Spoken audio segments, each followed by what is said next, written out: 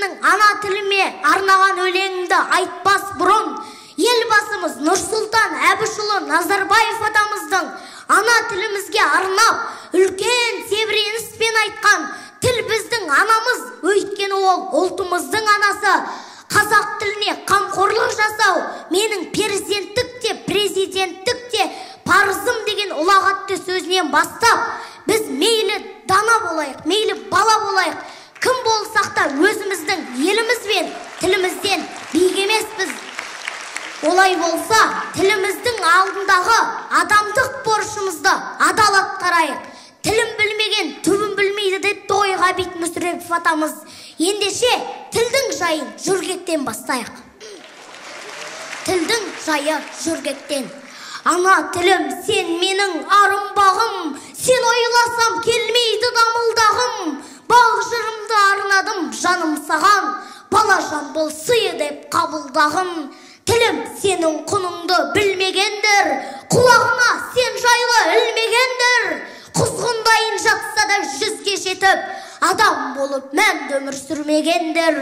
Тілім, сені өксітіп жылатқандар, шұбарлап ластауды ұнатқандар, туған ұлттың тұнығын лайлаған, жүзғара жүрексіз суайт жандар.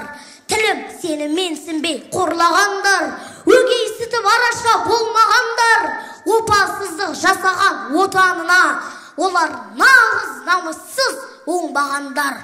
Тілім, сені ту қылып көтергендер, анасының ақ сүтін өтегендер, ана тілін анам деп аялаған аруларды жігіттер мәпелеңдер.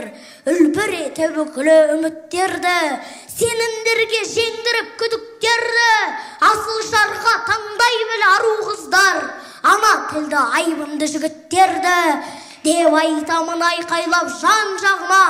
Сен арқылы шығамын заңғарыма, сен тіріде ұлтымда өлмек емес, мен жарасам болғаны қорғаныңа. Сені сүйіп, құрметтеп бағалаған, кім болса да дос, бауыр ағамаған, менің жауым екенін біліп жүрсін, басыңа балта шалбар алаған.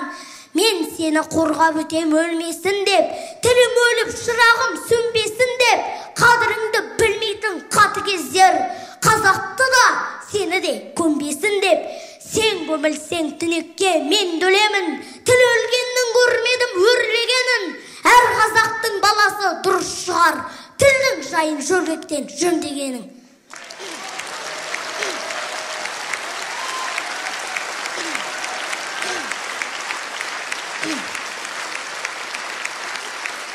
Тілі бар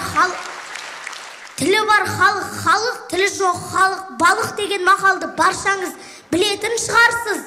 Осы орайда маған елбасымыздың тағы бір ұлағатты сөзі есіме келіп тұр. Қазақтың болашағы қазақ тілінде, әр қазақ қазақпен қазақша сөйлессін деген екен. Ендеше мен осы жерде отырған барша қазақ арнаған өлеңді оқып берейін. Мен қазақпын.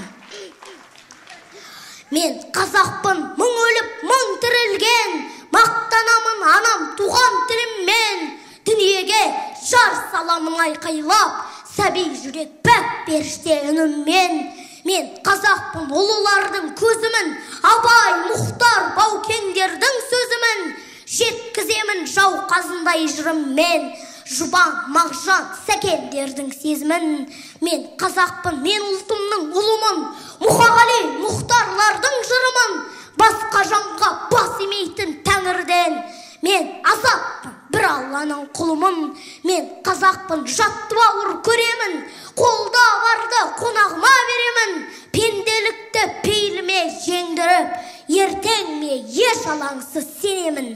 Мен қазақпын, алдаспандай өткірмін, елім десем келмес қарап тек тұрғым. Өкінемін, өгейсіті өз тілін, шүлдірлесе өзге тілде көп құрбым. Мен қазақпын, шындық менің ұраным, шындықты мен алашым деп ұғамын. Тілім, жерім, елім дейтін еңіреп, ертең мен де ата жолын қуамын. Қазақпын мен, бір тұтамын тілімді, қаранар боп көтеремін жүгіңді. Қазағым деп қарсы айырылған жүрегі, бала жамбыл мен баламын бүгінгі.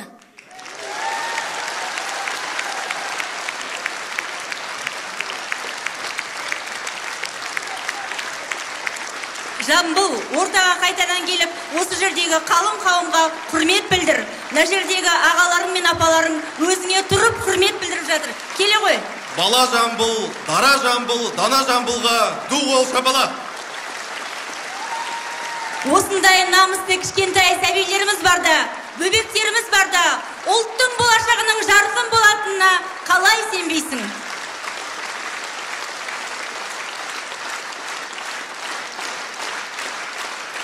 Өнерің үстесін, алда өмірің ұзақ, жасайтын, алатын биіктерің үлкен болсын. Рахмет саған. Ханымдар мен мырзалар, марапаттау рәсімін одан ары қарай жалғастырамыз. Тіл жанашыры құрмет белгісін тапсыру үшін сахнаға Астана қалалық тілдер дамыту басқармасының бастығы Оразгүл Асанғазы шақырылады.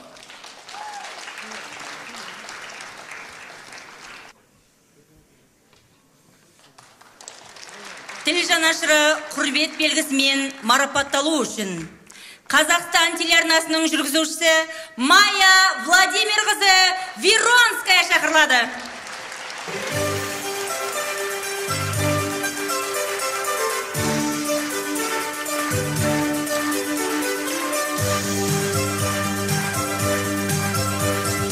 Ол қазақ тіліндегі 2 жұлдыз қазағымның әндері фестивальдерінің жүргізушісі.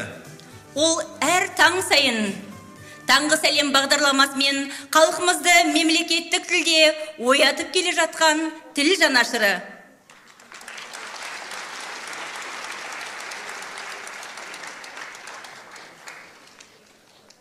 Майя Владимир қызы, марапатыңыз құтты болсын.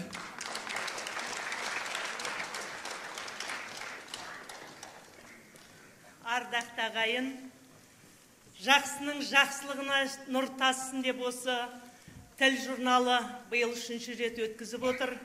Бәріміз бір-бірімізді көріп, теңізге құйған тамшыдай әркім өз әрекетін істеп жатқанына Құдайға шүкір дейміз. Жаңа ғана Жамбылды көріп, кезінде қазақ осындай болған. Қаздауысты Қазбек би, Төле би, Айтеке би 8 жасында билік айтқан десе, біздің кейбір мемлекетімізде өмір сүріп атқан этнос өкілдері сенбейтін. Міне